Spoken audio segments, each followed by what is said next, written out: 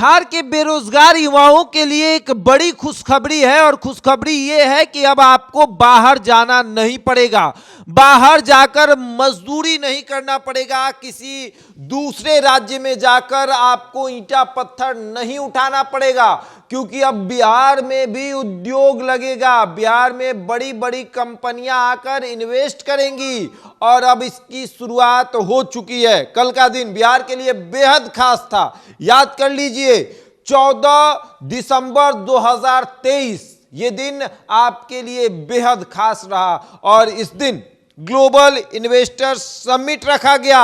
Adani group जैसी company जो है वो 8700 करोड़ रुपया इन्वेस्ट कर रही है बिहार में। ये एक बड़ी बात है। देखिए जो कंपनियां यहां पर आ रही हैं, जो इन्वेस्ट कर रही हैं, उनके जो नाम है वो श्री सीमेंट है, जेके लक्ष्मी सीमेंट है, अल्ट्राटेक सीमेंट है, स्टार सीमेंट है। ये सब सीमेंट कंपनियां जो हैं वो इन्वेस्ट करने आ रही हैं और इनका इन्वेस्टमेंट बिहार के बेरोजगार युवाओं के लिए रोजगार का साधन है। इनको रोजगार मिलेगा जब यहां पर बड़ी बड़ी कंपनियां आकर इन्वेस्ट करेंगी, अपनी कंपनी की छोटी छोटी ब्रांच यहां पर खुलेंगे, तब जो है बेरोजगार युवाओं को रोजगार मिलेगा।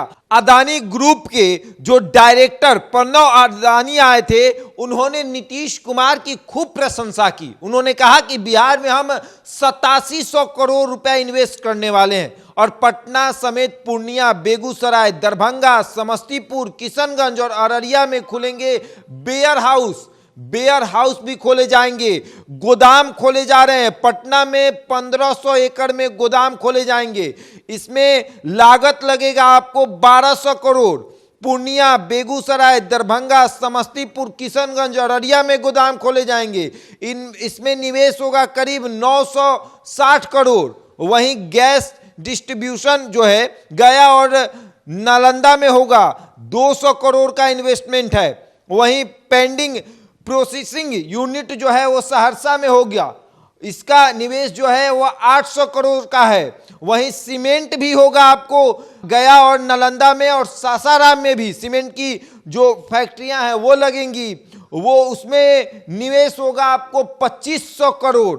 वहीं अगर आते हैं स्मार्ट मीटर भी बिहार में बनेगा, तो स्मार्ट मीटर आपको सिवान, सारण, गोपालगंज, वैशाली और समस्तीपुर में, इसमें निवेश होगा 3100 करोड़। और अब कल जिस तरीके से इन्वेस्टर आए थे वो बिहार की प्रशंसा कर रहे थे, वो बता रहे थे कि अलग अलग राज्यों में उनकी कंपनियों में बिहार के लोग काम करते हैं, तो अगर हम बिहार में आकर कोई चीज लगा रहे हैं, कोई इन्वेस्ट कर रहे हैं, तो यहां पर उनको ज्यादा से ज्यादा मुनाफा होगा, यहां के लोगों को रोजगार मिलेगा।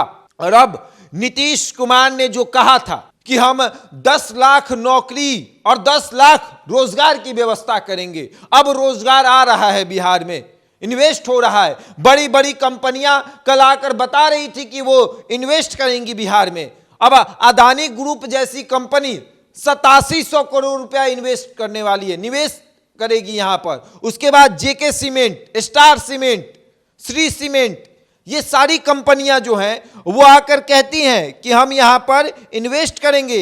भारत पेट्रोलियम कॉर्पोरेशन लिमिटेड जो है वो आती है, वो कहती है कि हम 7300 करोड़ रुपए यहां इन्वेस्ट करेंगे। यानी बिहार में अब रोजगार मिलने वाला है।